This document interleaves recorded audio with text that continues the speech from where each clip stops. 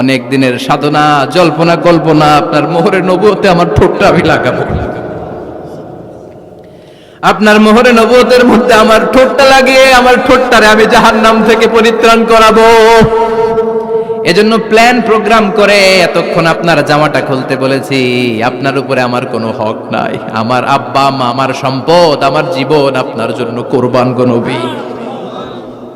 ওয়াকানা বাইনা কাতিফাইহি খাতামুন নবুওয়া, আর পিঠের মধ্যে কাজিররিল হাজালা, কবুতরের ডিমের মতো একটা মাহরুন নবুওয়া ছিল।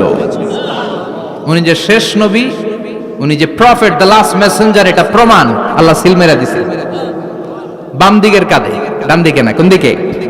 সাহাবারা যারা এটা দেখেছেন তারা বলেছেন যে আমরা দেখেছি এর মধ্যে কিছু চুলও ছিল, একটু লালচে ছিল, একটু উঁচু ছিল।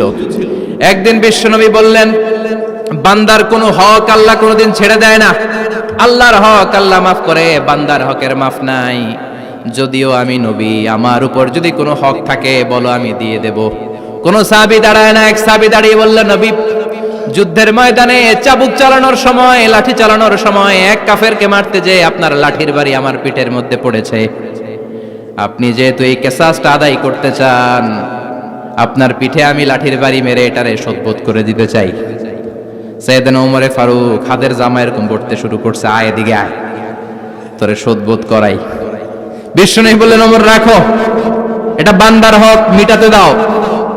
বিশ্বনবী বললেন, আসো, তুমি এসে আমার পিঠে লাঠি দিয়ে চাবুক দিয়ে বাড়ি মারো।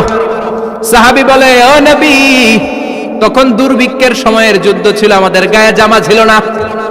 যখন আপনি আমার চাবুকটা পিঠের মধ্যে মেরেছেন, আমার পিঠে তখন জামা ছিল না। আপনি যদি যথা নিয়মে কিসাসটা আদায় করতে চান, আপনার জামাটা খুলেন, খালি পিঠের মধ্যে বাড়িটা মারিস। এবার ওমরে ফারুককে ধরে কে? এদিকে আয়, তোরে দেখাইতেছে। বিশ্বনবী বললেন, ওমর থামো, মারতে দাও। বিশ্বনবী উনার জুব্বাটা উপরের দিকে উঠালেন, পিঠের মধ্যে বাড়ি দেওয়ার জন্য ওই সাহাবীকে ডাকলেন। ওই সাহাবী বিশ্বনবীকে পিছন দিক থেকে জড়িয়ে ধরে ওই মোহরে নবুয়তের মধ্যে চুমু দিয়ে ফেলেছে।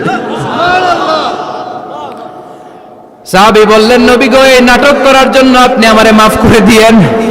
আপনি বিশ্বনবী, উদম গায়ে আপনারে দেখা যায় না, খালি গায়ে আপনারে দেখা যায় না। শুনেছি আপনার পিঠের মধ্যে মোহরে নবুয়ত আছে। অনেক দিনের সাধনা, জল্পনা কল্পনা, আপনার মোহরে নবুয়তে আমার ঠোঁটটা আমি লাগাবো। আপনার মোহরে নবুয়তের মধ্যে আমার ঠোঁটটা লাগিয়ে আমার ঠোঁটটারে আমি জাহান্নাম থেকে পরিত্রাণ করাবো। এজন্য প্ল্যান প্রোগ্রাম করে এতক্ষণ আপনার জামাটা খুলতে বলেছি। আপনার উপরে আমার কোনো হক নাই। আমার আব্বা মা, আমার সম্পদ, আমার জীবন আপনার জন্য কোরবান গো নবী। বিশ্বনবীর পিঠে বাম দিকে খাতামুন নবুওয়া ছিল, মাহরে নবুওয়া।